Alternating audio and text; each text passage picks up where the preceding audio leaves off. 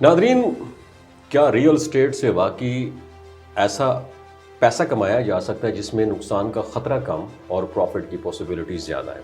और अगर आप भी प्रॉपर्टी में इन्वेस्टमेंट करना चाहते हैं तो ये चंद असूल आपके लिए बहुत मददगार साबित हो सकते हैं, क्योंकि आजकल कहा जा रहा है कि 2026 में प्रॉपर्टी पे बूम आएगा। तो मैं ख़ुद इन चीज़ों में मैंने हर चीज़ को सर्वे किया, रिसर्च की, तो कुछ चीज़ें ऐसे हैं जिसमें मैं न्यूट्रल हो के आपके साथ कुछ चीज़ें इन्फॉर्मेशन शेयर कर सकता हूँ, क्योंकि आजकल बहुत सारे लोग चाहते हैं कि वो अपनी रकम ऐसी जगह पर लगाएं जहाँ असल सरमाया महफूज भी रहे और वक्त के साथ ग्रोथ भी अच्छी आए। तो रियल स्टेट यानी ज़मीन पर यानी ज़मीन में या घर में इन्वेस्टमेंट एक ऐसा शोबा है रियल स्टेट जिसमें दुरुस्त तहकीक और प्लानिंग के साथ एक अच्छा प्रॉफिट हासिल किया जा सकता है, लेकिन इसके चंद बुनियादी असूल समझना बहुत ज़्यादा ज़रूरी है। तो पहला अहम असूल ये है कि रेंटल इनकम को ज़रूर देखें।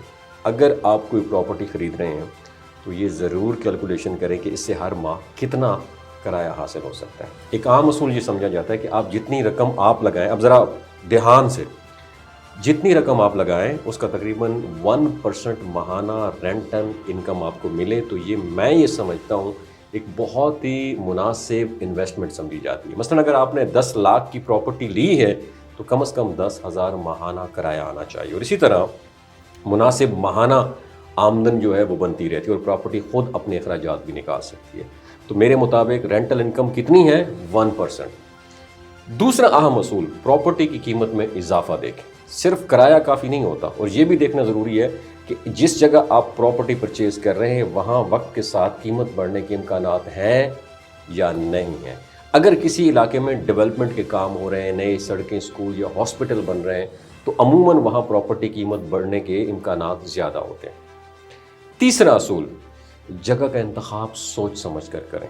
प्रॉपर्टी ख़रीदने से पहले उस इलाके के बारे में अच्छी तरह रिसर्च करें। मसलन क्या उस इलाके में स्कूल है, हॉस्पिटल और मार्केट करीब हैं, क्या लोग उस इलाके में रहना पसंद करते हैं, क्या मुस्तकबिल में उस इलाके की आबादी बढ़ने का इम्कान है। तो ये तमाम चीज़ें प्रॉपर्टी वैल्यू और किराए रेंटल इनकम के ऊपर भी बराह रास्त इम्पैक्ट पड़ता है। चौथा असूल, अखराजात को नज़रअंदाज आपने नहीं करना, क्योंकि ये जो डेवलपमेंट चार्जेस की बात होती है, मैं इसके अलावा भी अखराजात होते हैं। बहुत सारे लोग सिर्फ ख़रीदने की कीमत देखते हैं, लेकिन उसके साथ साथ दीगर अखराजात भी होते हैं, जैसे मुरम्मत हो गई, टैक्स हो गया, और कभी कभार खाली रहने की सूरत में भी किराया ना मिलना। इसलिए इन्वेस्टमेंट से पहले मुकम्मल हिसाब ज़रूर लगाएं ताकि बाद में आपको नुकसान ना हो।